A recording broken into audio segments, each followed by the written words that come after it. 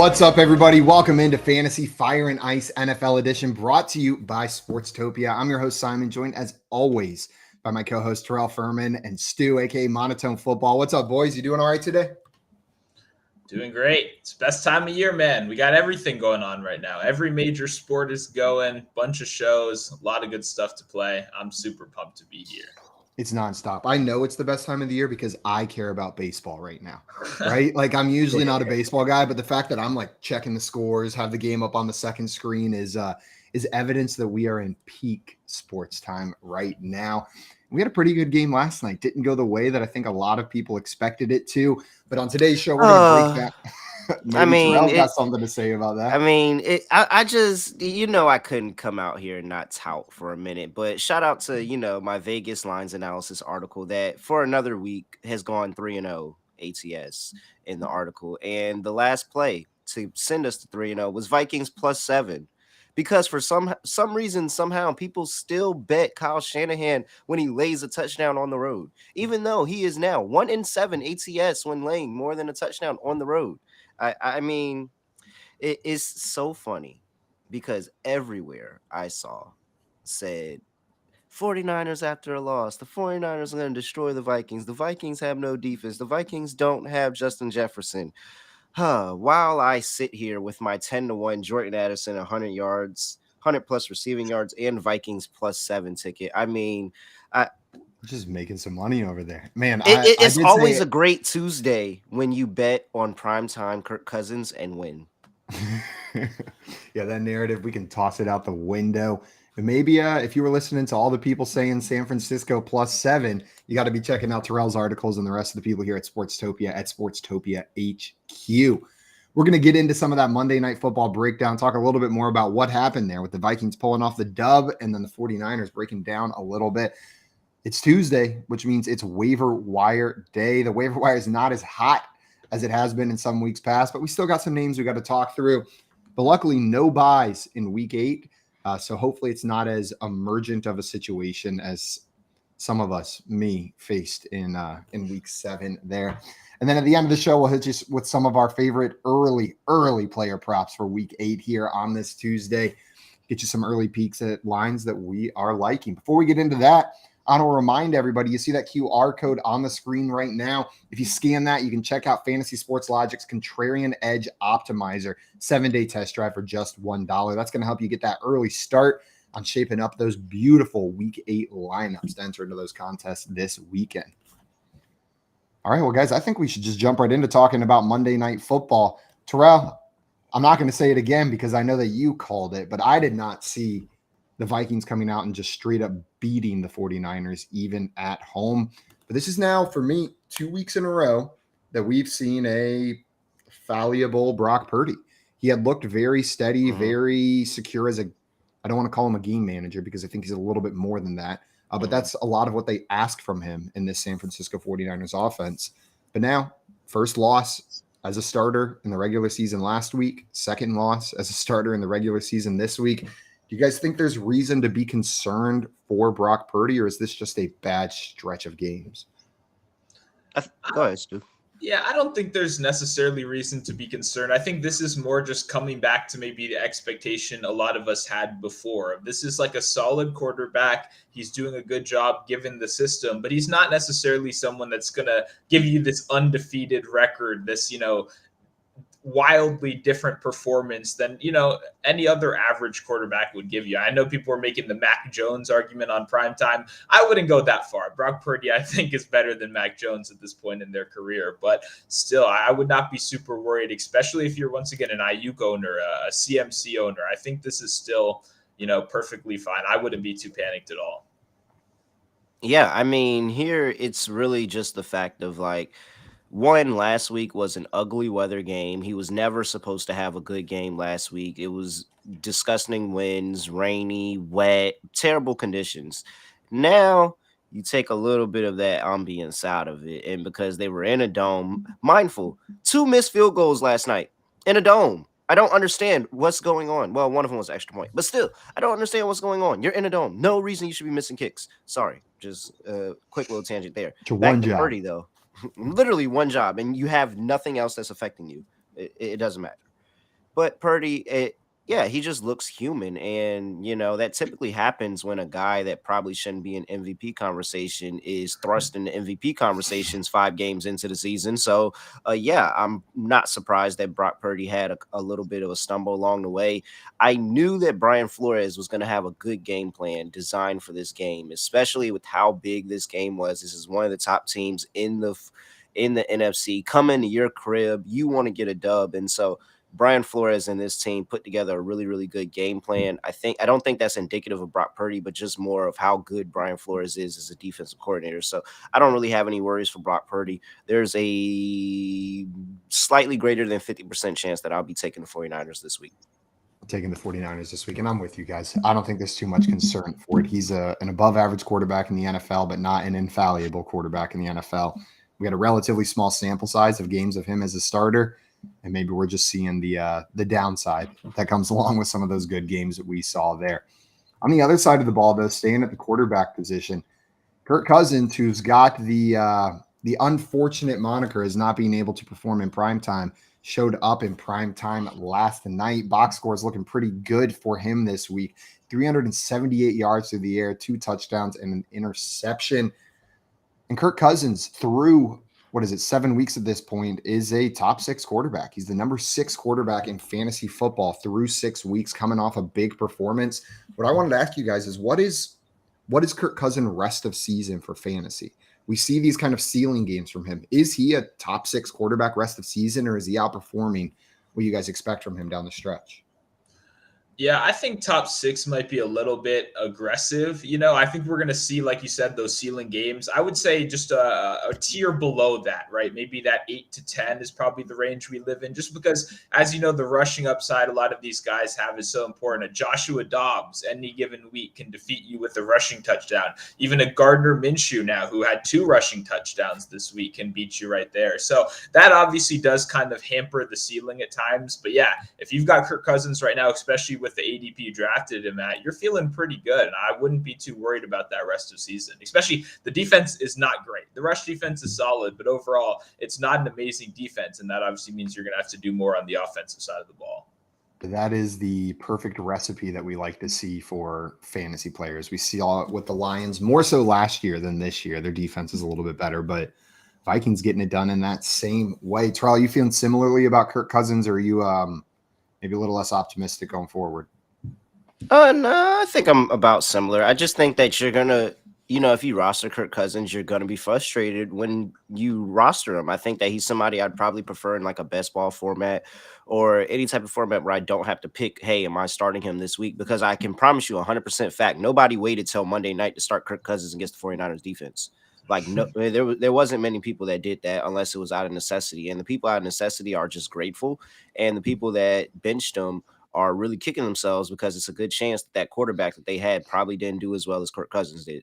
And so that's really my thing. I think he is going to finish in the top 10, but are you going to know exactly what weeks to play him? Not really. I mean, he has some matchups going forward. He still gets to play the Bears again, which is a bad secondary. He gets the Broncos on primetime, which hopefully that goes well for him, but we'll see. So he gets them on primetime. He has a couple of good matchups in terms of quarterback to defense, but I don't know, man. I just don't know if I would start him the right times I'm supposed to start him.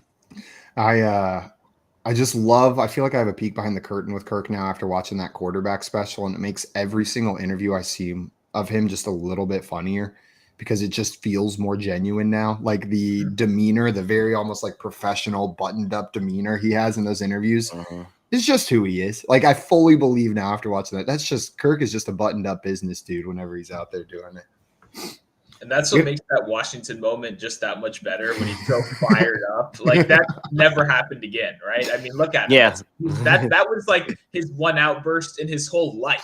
And we got to see it on national TV. Dude's been fired up once ever. We got a question in here from George before we keep talking about this Monday night game. He's 7-0. Congratulations, my friend. Has a trade offer that he wants to know about. So the trade is Olave and Cook for Jamar Chase or Breece Hall. I'm going to assume this is James Cook. Any other Cook that you guys would imagine this would be? No, it's James Cook. Make sense. It's got to be James Cook, right? Given the team that we're looking at here, Tua, CMC, Kenneth Walker, Cooper Kupp, Chris Olave, Dallas Goedert, and James Cook. Would you guys trade Olave and James Cook for Jamar Chase or Breece Hall? Probably not. Probably not Breece Hall. I don't think maybe not Breece Hall. I have questions about the offensive line and the Jets offense overall. Don't know how many times rest of the season, even though they did get through the hardest part of their season, which testament to them for making it out 3-3 during that stretch. But I don't know how many times they're going to be in positive game script for Breece Hall to really do what he does, and that's control time possession, make big plays, and be explosive. But Chase is interesting. Chase is interesting because Chase can be a league winner.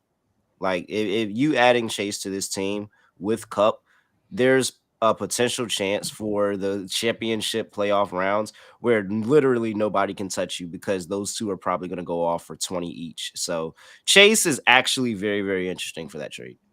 Man, what's hurting me there is it seems like a downgrade in that flex spot, but Chase is such an upgrade over what you have there. But he still has Deontay Johnson. Yeah. Like, how do you after Deontay Johnson comes back from a hamstring injury and he goes, what was it, like 7 for 67 or something like that? How do you not start Deontay Johnson in fantasy leagues now? Like, he's worth the wait. He's going to get all that short intermediate work, the PPR work.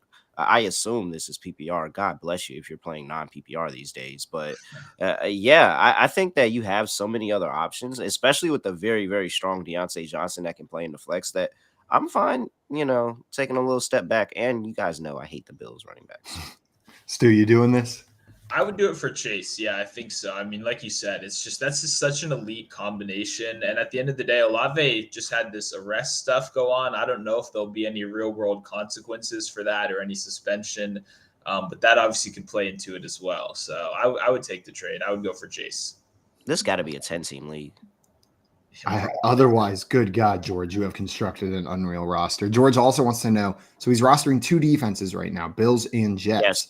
Should he drop one of them for Roschon? I'm with you. It's yes immediately. Which defense is it that he's dropping?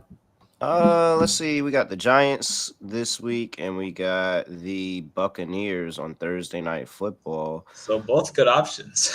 Yeah, I was about to say both are actually pretty decent options, especially the Bills on Thursday night, just expecting another primetime under in that game. But I just don't know how this Giants team is going to be able to put up points on this Jets defense. So I think I'd option Jets, but honestly, you're not going wrong. And get rid of a defense. There's no point in rostering 2 defenses when you own one of these 2 teams, especially the Jets, because they don't have a bye anymore. So now you have the Jets the rest of the season untouched. I would just keep the Jets. I'm with you. George in here saying it's a 12-team, man. Well, then congratulations. Yeah, no wonder you're 7-0, my dude. Yeah. Great job drafting because that team is looking hot. Hey, invite me to play next year. This stuff happens though. It happens. You don't even realize. Like, I played my buddy this weekend. He magically put together a dream team as well, like getting Travis Kelce for nothing. Like, this stuff happens in all the time in fantasy leagues. It's very frustrating to play against, though. I have to say, I just lost to it. Sometimes you just look at the team across from you and you're like, how the hell did we let this happen? And then you go through the trade log and you're like, who's accepting this stuff? Like, so you guys need to start. That's how I felt about the Eagles when they traded for Kevin Byard. Yeah, I felt the exact same way. Wow, how is the league just letting the Eagles continuously get better and better and better? Even when they have a weak spot, they continuously let them get better. The Titans are honestly just the Eagles G League team, to be honest. And nonetheless, bet Titans this week. Send AJ Brown up, send Kevin Byard up. They're just slowly filtering their players. It's a proving ground. It's a proving ground, and all you do is once you prove yourself on the Titans, you get to go to the Eagles and compete for a championship. Yep, they draft from Georgia only. That's the only spot you can look in the draft, and then you Georgia and Tennessee. 90% of their roster is either a Georgia Bulldog or a former Tennessee Titan. Oh. Man, the one place I've ever been barked at by grown men was Athens, Georgia, after a football game, just spitting in my mouth, barking as loud as they could. You've never been to a Q party. I have not ever been to a Q party. Maybe I got to go, though. Replace that barking memory with a new one. There's one more thing in this game that I wanted to talk about. Cam Akers out-touched Alexander Madison, 10 carries to 8. They both got 3 targets, 2 receptions, but Is this the beginning of seeing the switch from the poorly performing Alexander Mattison to the, I guess, maybe slightly better performing Cam Akers? Yeah, very well said. I mean, he is going to be, I don't think he's going to be much better, but I think he's going to take his job. And we've been waiting for this to happen all year long. Alexander Madison's been terrible. I've been trying to bet against this guy in pretty much every opportunity I've had the chance. So now that obviously we have a new contender playing better, yeah, Cam Akers is going to be the guy moving forward. But I still don't think Cam Akers is some amazing player. I would pump the brakes on that if you're getting super, super excited. It's just there's opportunity now for Cam Akers, where he's previously it was Madison's. He's slightly better. That's good enough in a Vikings offense. Terrell, you viewing that similarly? A slightly better running back with Cam Akers getting plugged in there? And do you expect him to maintain like the lead back role here? No, I don't. And the reason I don't expect him to maintain a lead back role is really just because I think that it's just going to be pride of Minnesota at this point.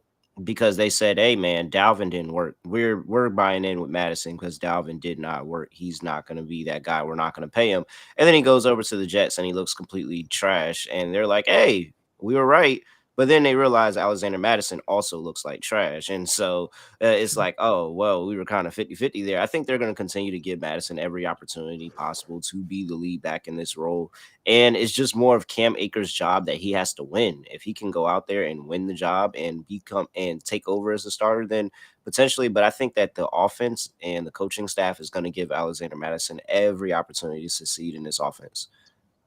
Yeah, I'm with you guys. The one thing that was surprising to me was seeing Cam Akers get some of those high value touches towards the end of the game on that final drive. I wasn't reading too much into it because even when you look at the numbers, Cam Akers did less with his touches than Alexander Mattison did with his, but he's earning some trust from that team because those were some high trust snaps that Akers was out on the field with. It's probably just gross. It's probably just a gross mix of two below average running backs and an offense that would rather throw the ball. And I mean, they even threw Ty Chandler in there too. Like Ty Chandler almost had a really big play that got called back on a OPI. So, I mean, it's tough to trust this backfield. I'll say that. And it's also it's also tough to trust anybody in the 49ers backfield not named Christian McCaffrey. I thought maybe this week we could plug in some Elijah Mitchell. McCaffrey coming back from an injury, but one carry for -1 yards. And I think it's his second week in a row with negative yardage for Elijah Mitchell last week against the Browns defense as well. Is Mitchell just a handcuff at this point? He's just a backup, or is there any standalone value for him? Any value went out the door. Any value he had went out the door when the fact that we were talking about CMC potentially not playing for maybe 5 to 6 days of this past week. And the game comes in, I think the first 40-something snaps, he took all of them. Every single one. Like I don't remember at what point they flashed on the screen that, hey, CMC hasn't missed a snap yet, but like he was on every single snap. Like at this point, you can't trust anybody else besides CMC. And if you do, you're just hoping for a CMC injury so you can plug that person in. But 16 straight games with a touchdown. That's insane. That's absurd. It seems just like a guarantee at this point from CMC. He's so freaking good. If you're a dynasty manager and you have Christian McCaffrey on your roster, you're playing fantasy, you got CMC in there, are you just holding until the wheels fall off, or are you looking at a certain point to cash in on the value that is CMC? No, I mean, you get all those draft picks just to draft someone like CMC, right? Why don't you just stick with the horse that got you there, right? I think people get crazy in Dynasty. They like to continuously look towards the future, which makes sense. But at a certain point, you're overvaluing future assets and undervaluing a running back who's making an argument that he's, an MVP contender in the NFL. So, yeah, I would not be looking to cash out. I'd be looking to keep winning games. And if you're not winning games and you have CMC, then there's probably a problem there. I'm with you. CMC and Travis Kelce are just going to die on my dynasty rosters that I have them on. I'm not moving on from those guys because they're just dominant at this point. And as I try to predict the fall of Derrick Henry 3, 4, 5 years ago, I'm not very good at predicting when that decline is going to come from some of these just elite talents. I know somebody that said that Tom Brady was going to fall off a cliff like 10 years ago. And that didn't work out. Had a couple more Super Bowls sitting. This is his first season, like fully retired, by the way. That is absurd to think about, the post-Tom NFL. Well, guys, I think we should talk a little bit about the waiver wire for this week. A couple injuries, people may be looking for some spots to fill in, or just some rosters completely mixed up from the bye weeks last week. I know I had a team where I had 5 empty spots in my starting lineup and not a single player on my bench that could be started. I had to decide, do I drop every bench player I have, or do I just lose this week? And I dropped all my bench players. So now we're struggling this week. We got to play the waiver wire hard. What position you guys want to start with? We usually start with running backs. You want to start there again, or you want to hit a different position in week 8? I mean, we can mix it up, go some wide receivers. That's where some of the ceiling lies at a lot of these weeks anyway. Absolutely. And I think the wide receiver names are a little bit hotter this week. At least one of them sitting up there at the top. Rookie wide receiver, 3rd-round pick, Josh Downs in Indianapolis, is now going on 3 straight weeks of 6+ targets. He hasn't scored fewer than 13.1 fantasy points in that span as well. Seems like he's developing some chemistry with Gardner Minshew and also developing a role in this offense, not just a player that's starting to get mixed in. We've talked about it multiple times on this show. Second half of the year, wide receiver, rookie breakouts. Is that what's in store for Josh Downs? Currently only rostered in about 50% of leagues out there. I think it is. I 100% think it is. And I think this is obviously a great opportunity to buy if you have the chance to. If he's still out there on your waiver wire, this would be my priority 100% this week. He arguably had the toughest test you can have in the NFL. This was the number 2 ranked DVOA defense to wide receiver 2s, right? They've been locking down not only wide receiver 1s, but wide receiver 2s this season as well. That's clearly the role Downs has. And when you look at this offense, Gardner Minshew is more than happy to check the ball down. He's managing the game well. He's not really looking downfield too much. He's letting his wide receivers do the work. And that really short ADOT obviously lets you pile up those PPR points, those short receptions, and also beating man coverage is huge. He is phenomenal against man coverage, not only in college, but now translating into the NFL as well. I think Downs has a lot of potential. Definitely be looking to pick him up. I'm right there with you, Stu. I'm trying not to get too hyped, but he is my number 1 ad in any leagues where he's sitting on the waiver wire. Terrell, you as optimistic, or you got some concerns for Downs there in Indianapolis? No, I love it. And, hearing the DVOA stats just kind of boosted from what the eye test told me, that Gardner Minshew, when he's in trouble, he looks at Joshua Downs like he really does. And they kind of have this rapport. Maybe it's, Gardner taking a lot of second team reps, Downs working himself into the offense majority of the offseason. They probably built a connection there. And now it's showing on the field. And so what's crazy is that they're finding ways to continue to spread the ball around. Like Michael Pittman is still a thing. And, he's not going away.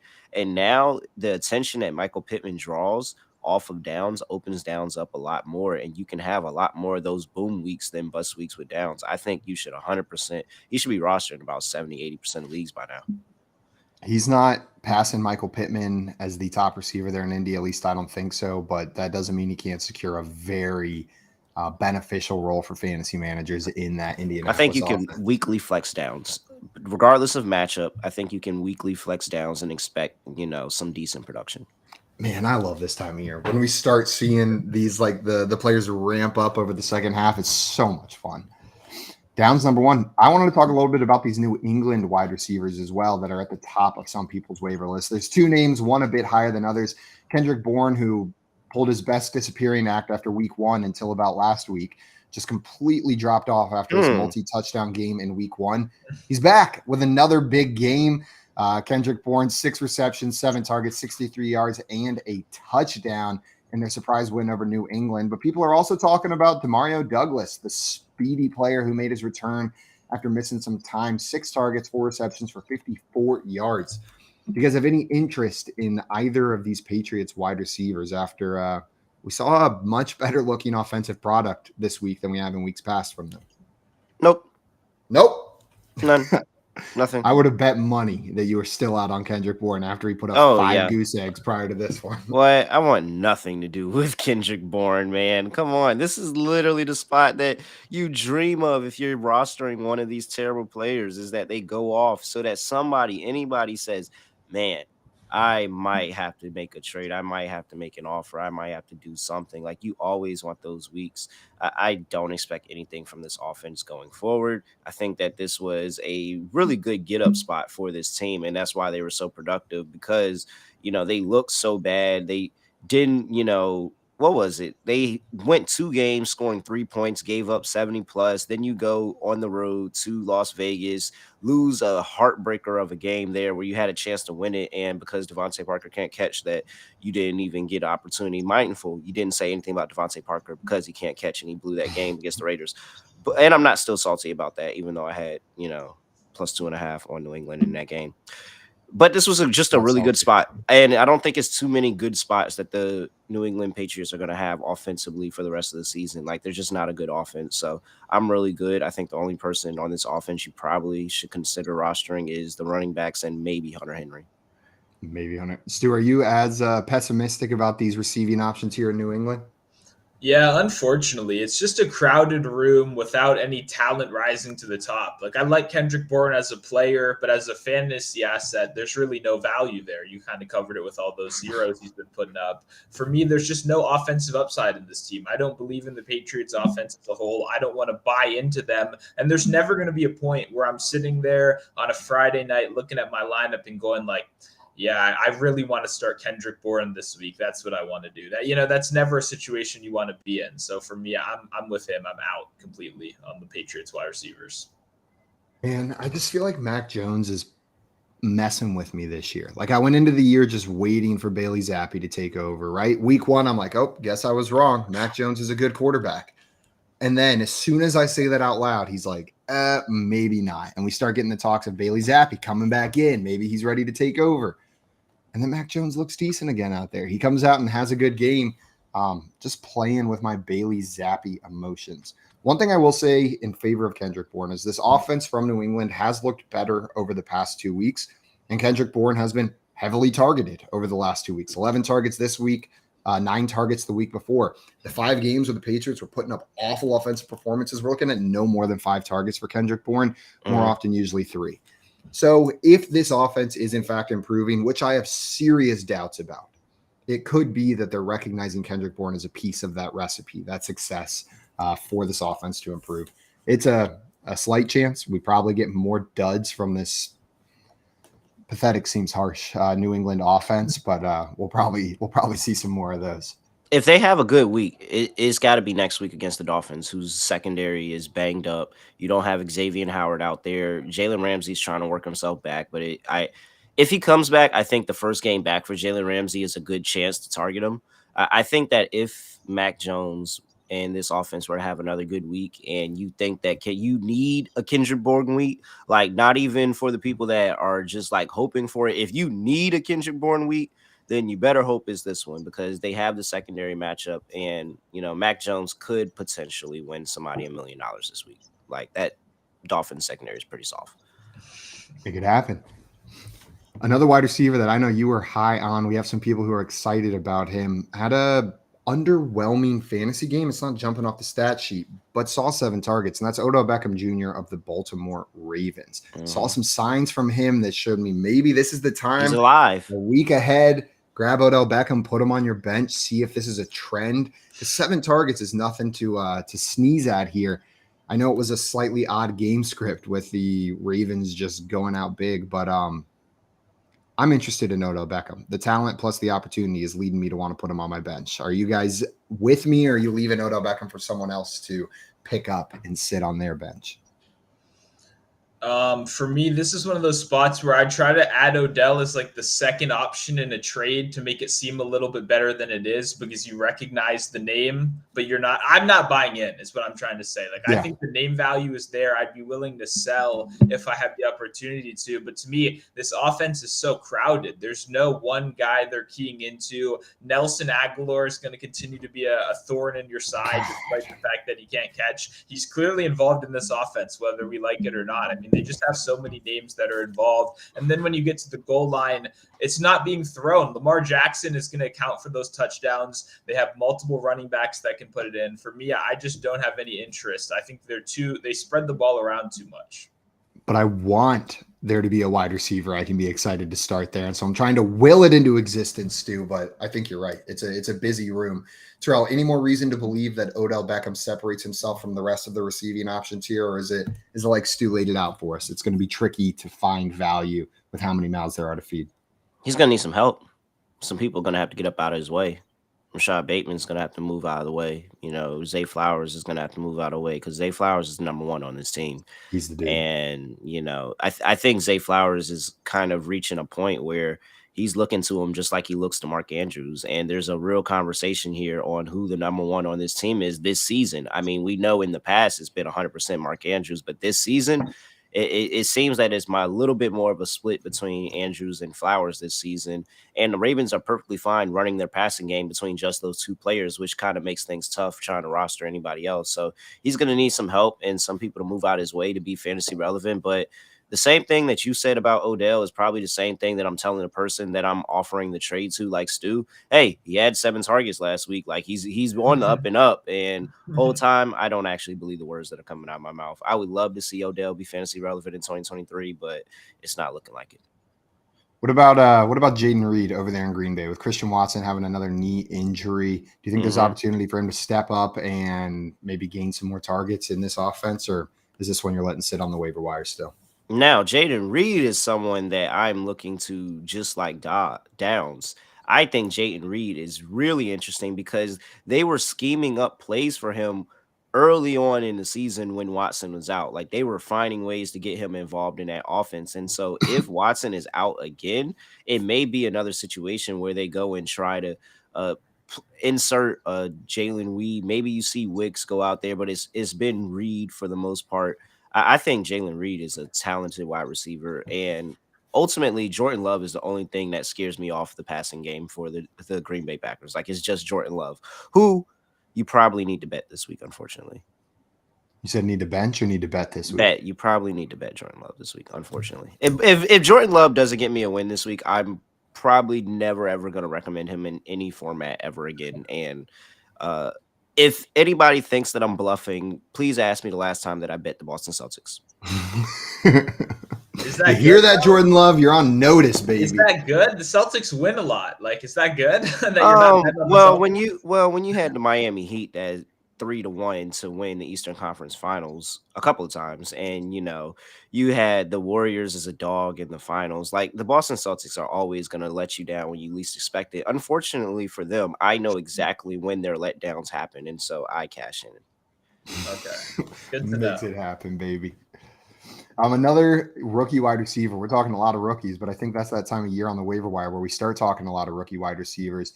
Is Jalin Hyatt, who's only rostered in about 25% of leagues. This Giants offense it's not been good so far this season. Terrible. No abysmal. Good. Very bad. Abysmal. Awful. Absolutely destructive. It makes the Patriots 1920s look exciting is what we got going on right here. But Jalin Hyatt is starting to see the field more often, even if the targets aren't necessarily coming yet. And what he has going for him is that he brings an element to this offense that nobody else on the offense really does with his big playability. And that's how they've used him so far this year. And if this offense is going to be good, it's probably going to need to involve Hyatt in that role. Is there any interest in adding Jalin Hyatt as a prospective add? I don't think he can be started yet. But looking forward down the second half of the season, do you think there's breakout potential here?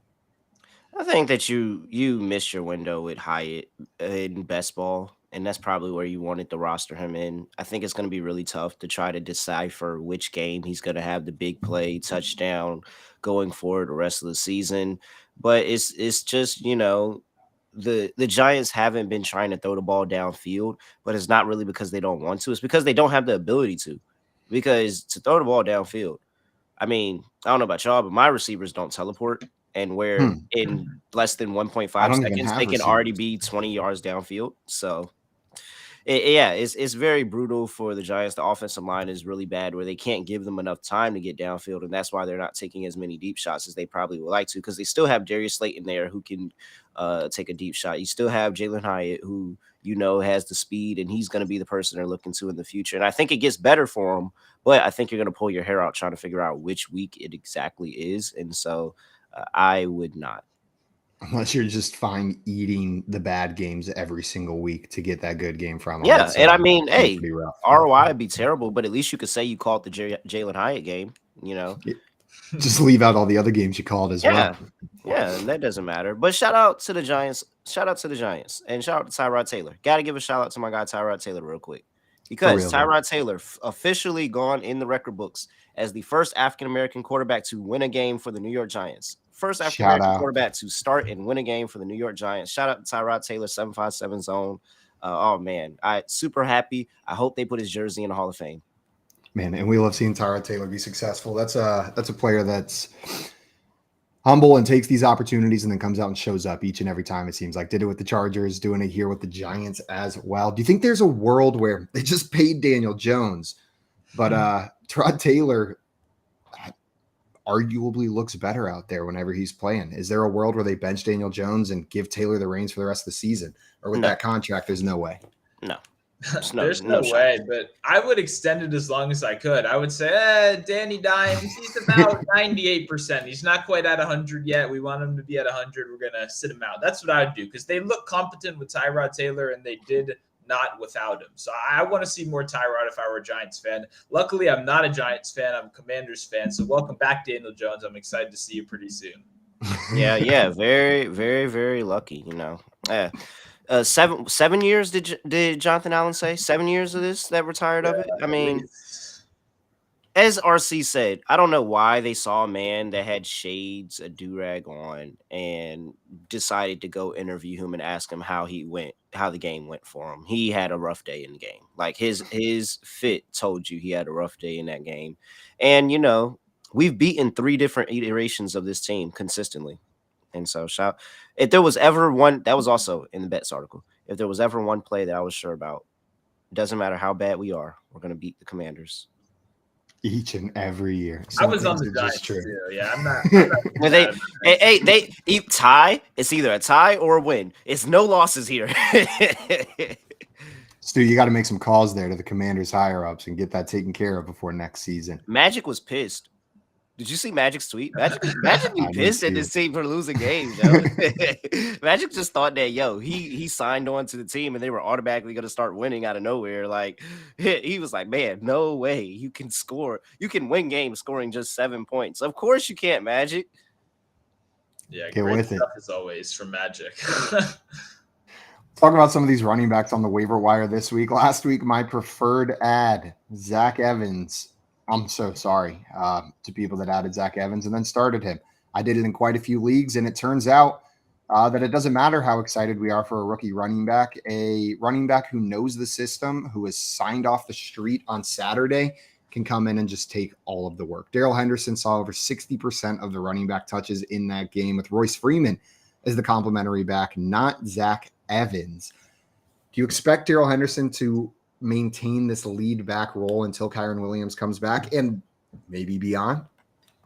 I know we've had some Kyren Williams doubters here on Fantasy Fire and Ice.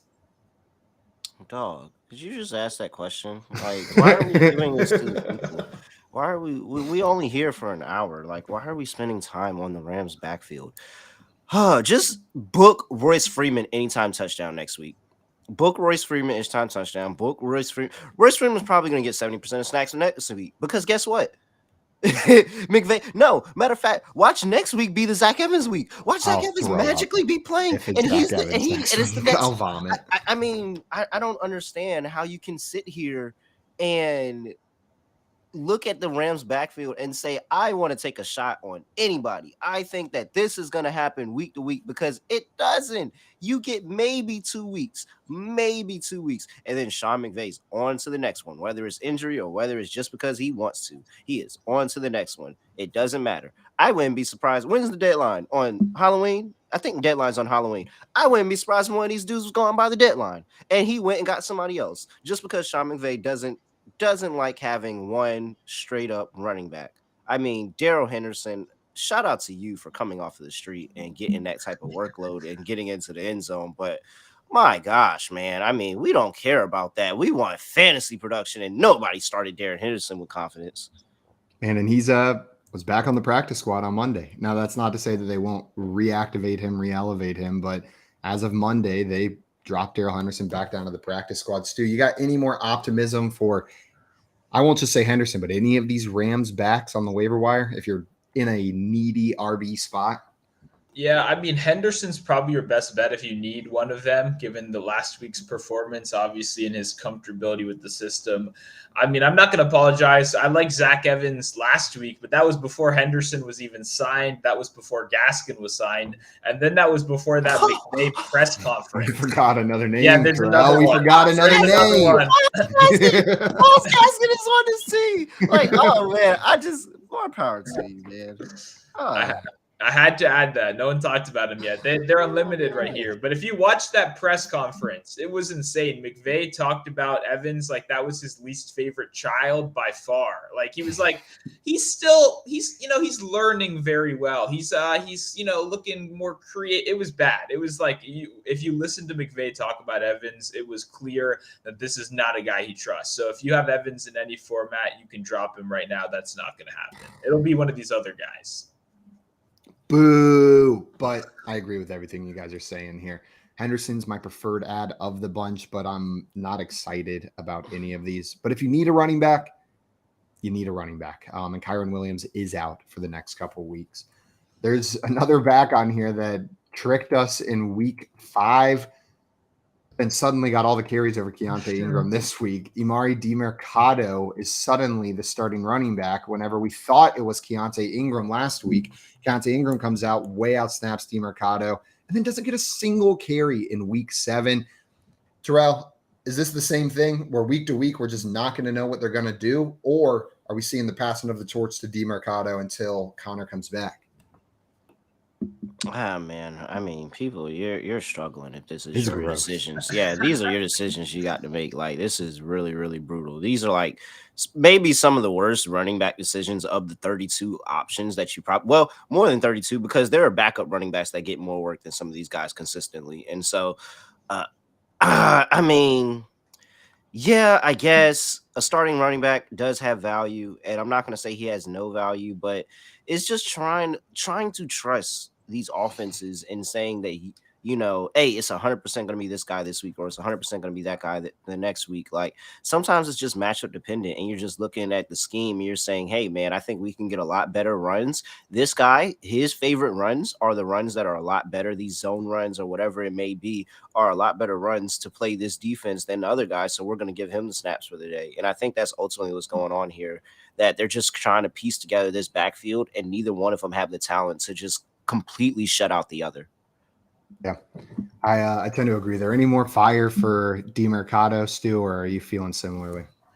Yeah, I would say if you can get him for nothing, if you can get him for cheap, I don't think it's bad to have a starting NFL running back on your roster, but you don't want to be spending a lot of fab and, rolling the dice every week. I had Ingram under 45.5 rushing and receiving yards last week, and the only sweat was if he actually played a snap all game, right? I wasn't even worried about it. So that's obviously a confidence booster to not see a guy out there all game, a guy that, by the way, 2.5 career yards per carry. It's not like this guy's banging down the door with talent or anything like that. So for that reason alone, Demarcado is the pass catcher. They're going to be trailing a lot. I see, some marginal value. I would try to pick him up if you're RB needy and you can get him for very cheap. What I will say is I will 100%, if I was the Cardinals, I would go to Tampa Bay and I would tell them, I know you just activated him. What can I give you for Chase Edmonds? Because that's probably the best option that we have right now. Like, I truly don't think they like anybody on their roster, and that's why they're so touchy with both running backs. And they're like, hey, man, whichever one we feel like can scheme up the best this week. But, like, it's crazy that you had James Conner on your roster and you didn't solidify your number 2 running back position before the start of the year. Like that's really, really tough because James Conner never finishes a full season. Kenyon Drake's a free agent. They could bring him back, throw him back on that roster, see if you can get some stuff done out there. But yeah, it might just be gross until James Conner. Kenyon Drake's just waiting for the next Baltimore injury and just slide back into Baltimore. Like that's what he's waiting on. He's like, I know this strength and conditioning staff sucks. I know I got about 2 more injuries and I'm a starting running back again in Baltimore. He's calling up Justice Hill on the weekends, like, hey man, how your ankles? Yeah. How's it feeling? Everything good? Like, or they got the same trainer. Hey, I heard he was limping around. I'm here. I'm working out. A couple other running backs that we were looking at. Ezekiel Elliott actually out-touched Ramondre Stevenson this week, sitting on the waiver wire in about 50% of leagues. Is he weekly startable at this point? It seems like he's got a role carved out in a gross offense in a split backfield. I mean, startable is a little. I mean, yeah, I would not. You have to be in a rough spot if you want to start Ezekiel Elliott, because that means, I mean, like at that point, I'd start a lot of these flex-worthy wide receivers over him, right? So, no, he's not weekly startable to me, but you could have worse guys on your roster. I don't see any offensive upside on this team, like we talked about earlier. This is not, some awesome fantasy offense that's producing a bunch of great running backs, and he's being in a split with a running back that's arguably better than him. So, unless there's a major arguably. Well, I mean, let's calm down. Ramondre Stevenson is not really grading out the eye test, the analytics test. He's not passing any of the tests right now. So there's a reason you're getting out-snapped by 33-year-old Ezekiel Elliott. It's when you're not playing well. Or their offensive line is terrible. I think Ramondre Stevenson is actually great, but he just can't run behind this offensive line. And Zeke has more of the frame where it doesn't matter if he has a bad offensive line. He's probably going to fall into 3 or 4 yards just by the size of his frame and how he runs the football. And I just can't. I would 100% roster. I think Ramondre Stevenson is startable just with the pass catching aspect. But Zeke is only interesting to me if I feel like that the Patriots defense is going to keep them in the game that week, and they are really, really going to lean on the run. If I don't think that defense is going to hold up against whoever they're playing that week, then I think Zeke, you can't start him, because I think any opportunity for him to play in the game, he got all that work because they were up in this game against the Bills.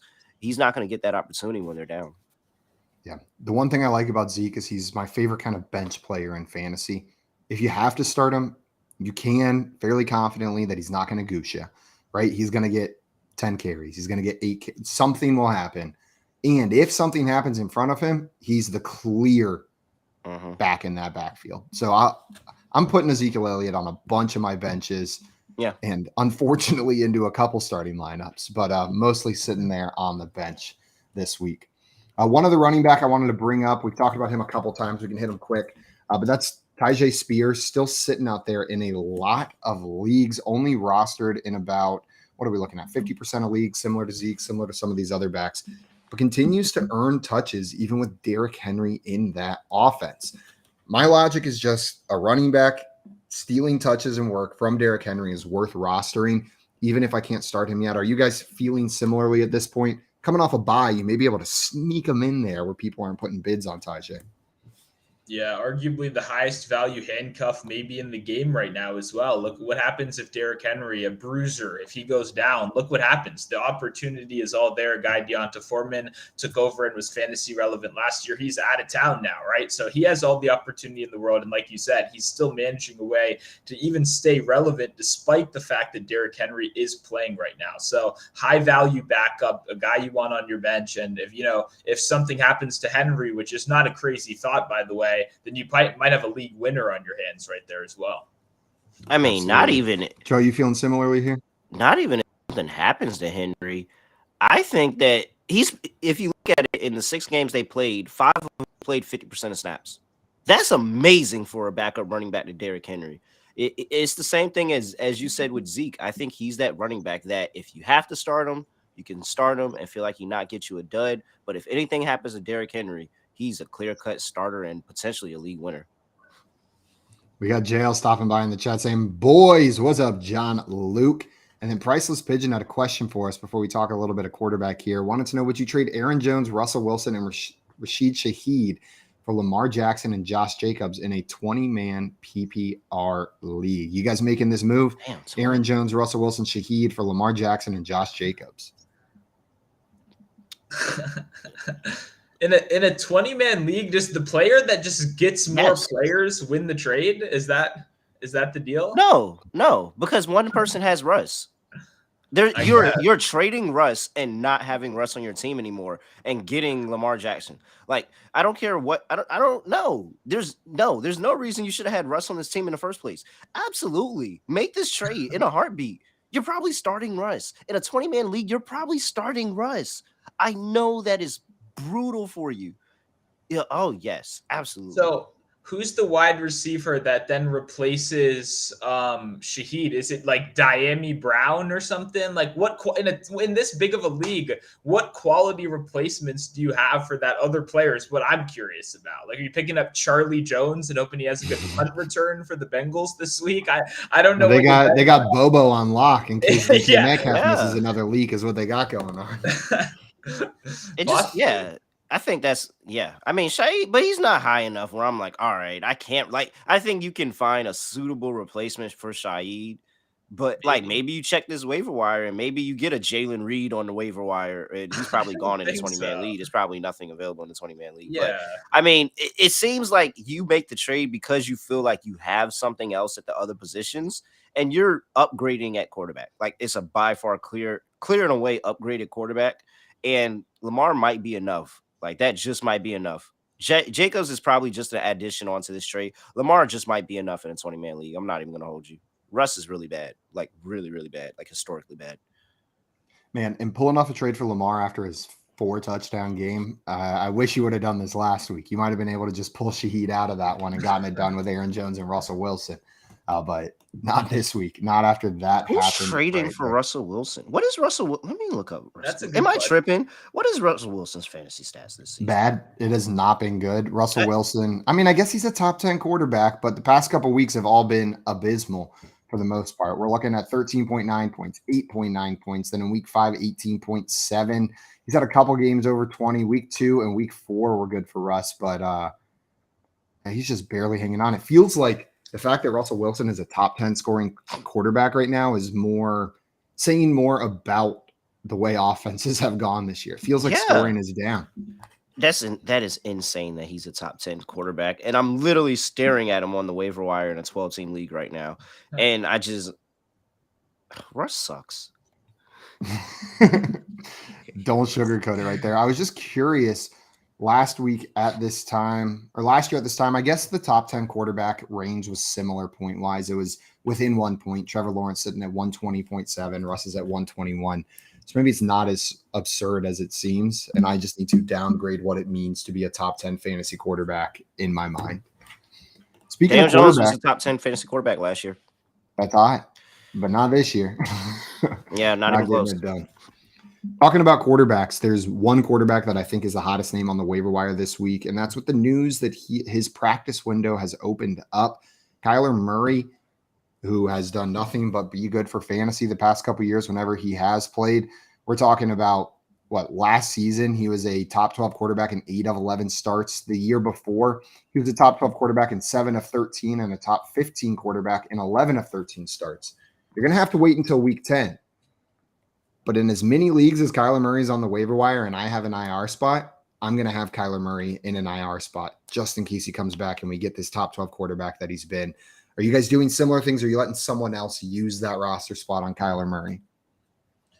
If I have an opportunity, I'll do it just like you. I'll add him to that IR spot. Luckily, my IR spot is finally free. Thank you, Jonathan Taylor. Thank you, Cooper Kupp, for finally vacating that spot, although Christian Watson is going to be taking it up in a good amount of leagues. So there's still some balance in the universe. But I agree. I've got a lot of Kyler Murray best ball. Like you said, at the end of the day, great fantasy producer. You don't have to be on a good team. You don't have to win games to give us fantasy points. That's what we're looking for here. So I agree. Let me get some Kyler Murray if we can. Bro, you equally as optimistic. This Cardinals offense has looked surprisingly decent with Joshua Dobbs under center. I think I expected it to be nothing but a dumpster fire, and they've done at least marginally more than that, which helps my excitement for a player like Kyler Murray.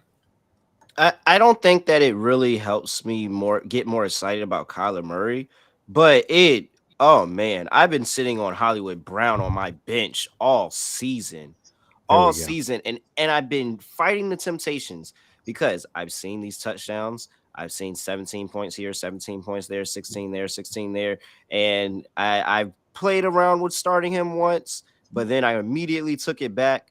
I think that Hollywood Brown is consistent. You can start him in fantasy if Kyler Murray is playing. Like, I think that Kyler Murray has enough talent and he's able to make plays and extend with his legs to give Hollywood Brown those scramble drills and that's extra fantasy points and yardage, especially in garbage time. Hollywood Brown is really the biggest benefactor for me of Kyler Murray coming back into his offense. Please give us some good Hollywood Brown fantasy production with Kyler Murray. Now, I'm going to list 5 quarterback names here, and I want you guys to tell me if you're streaming quarterback. These are commonly available streaming quarterbacks, which one you would prefer to plug in.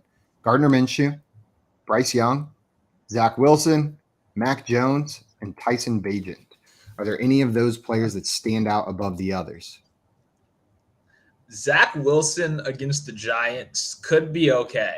I could see that actually giving you some fantasy points. Tyson had the lowest ADOT of a quarterback to win a game in like the last 5 years. It was like 2.9 or something. That's not so something. Bears. It's like, I don't know if we can rely on that week to week. Mac Jones, absolutely not. But yeah, you could probably do worse than Zach Wilson this week. Get some Zach Wilson in there. The one thing Bagent does have going for him is a matchup against the Chargers next week, which have been the most quarterback-friendly offense or defense in the NFL. That being said, it would still require the Bears to trust this rookie quarterback to try to exploit that bad Chargers secondary, and I'm not sure they do that. Terrell, what about you? Any of those names jump out? Tyson Bagent, Gardner Minshew, Bryce Young, Zach Wilson, Mac Jones? Yeah, I'm not as high on Zach Wilson because that Giants defense has played really, really good the past 3 weeks. They gave Tua a game and made him struggle. Sure. He wasn't even good for fantasy that week. They gave Josh Allen a game. They just gave Sam Howell a game. I'm not really as high on Zach Wilson. I think both of those defense stand in that one. Mac Jones on the road just terrifies me. Tyler Bagent on the road terrifies me. I guess it's Gardner if I had to pick out of that list. But if it's Gardner, you might as well just check and see if Kenny Pickett's available because Kenny Pickett against the Jags at home I like Kenny Pickett with Tomlin as a dog, it makes me feel way better. But yeah, that was a bad list. Very, very bad list. I think you've got several options. They're all terrible. Yeah, very much Every so. single one of them. And that I like that you brought up Kenny Pickett there, though, because the Chargers defense is getting the spotlight for giving up the most yards in the league to quarterbacks, over 300 a game. But the Jags are giving up 280 a game, so it's not too much better over there. Guys, that is going to be it for us today on Fantasy Fire and Ice, brought to you by Sportstopia. Check out the Waiver Wire article that'll be on Sportstopia a little bit later today. And make sure you're following them on YouTube, Instagram, and X as Sportstopia HQ. I've been your host, Simon, here with Terrell Furman and Montone Football, a.k.a. Stu. We'll be back same time, same place next week. And Terrell and I will be here tomorrow with our friend Steezy helping you get ready for these Week 8 games. Until then, though, we are out of here. Enjoy the rest of your Tuesday, and we'll see y'all on another time.